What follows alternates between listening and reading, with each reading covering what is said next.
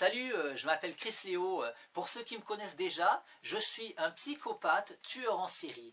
Mais aujourd'hui, je voudrais vous parler d'une autre de mes passions. Une passion dont je ne parle jamais parce que j'ai une certaine pudeur avec ça. Parce qu'il se trouve que je suis aussi un collectionneur de bandes dessinées.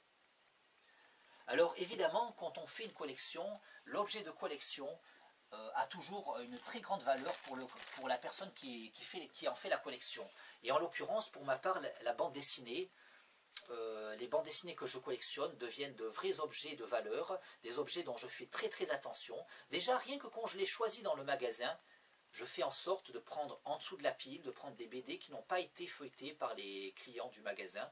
Et ensuite, une fois qu'elles sont chez moi, j'y fais très attention au point de me laver les mains systématiquement avant de lire une de mes bandes dessinées, parce que je ne veux surtout pas risquer de laisser des empreintes digitales sur la couverture ou sur les pages de la bande dessinée. C'est une chose totalement inacceptable. Et aussi, surtout même, j'ouvre mes bandes dessinées jamais en très grand, jamais en grand au maximum, parce que sinon ça ferait une craquelure tout du long de la tranche de la BD, et cette craquelure totalement disgracieuse, totalement inacceptable, c'est une chose que je ne pourrais pas tolérer. Donc voilà, donc je lis mes bandes dessinées. Voilà, un voisin qui perce le dimanche, c'est totalement inacceptable, il va falloir que je m'en occupe. Voilà. Et donc je lis mes bandes dessinées en les ouvrant à un angle de 45 degrés maximum, comme ceci. Et ensuite, je lis avec une lumière de chevet et j'oriente pour pouvoir lire les deux côtés sans ouvrir davantage la bande dessinée.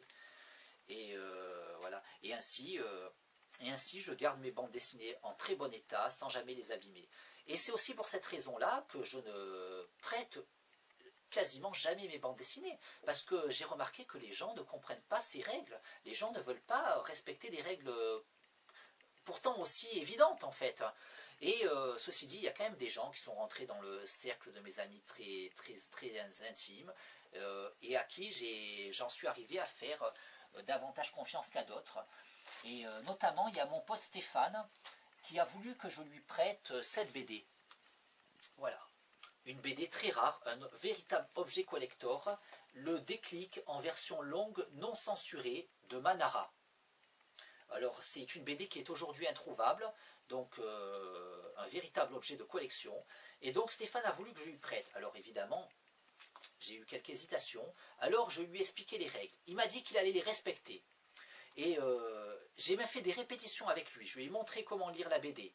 45 degrés maximum pour ouvrir la BD. Et il m'a dit qu'il allait respecter. On a bien répété. Et malheureusement, il n'a pas respecté les règles. Parce que regardez, il a ouvert la BD en très grand. Résultat, la BD s'est craquée. Et il y a même des pages qui volent. Au point même qu'il me l'a rendu avec des pages en moins. Regardez là, on va de la page 90 à la page 97. Il manque toutes les pages qu'il y a entre. Alors là, c'est vraiment une chose qui m'a chiffonné. Et là, c'est l'une de ces rares occasions, l'une de ces rares opportunités où mes deux passions ont pu se rencontrer. Repose en paix, Stéphane.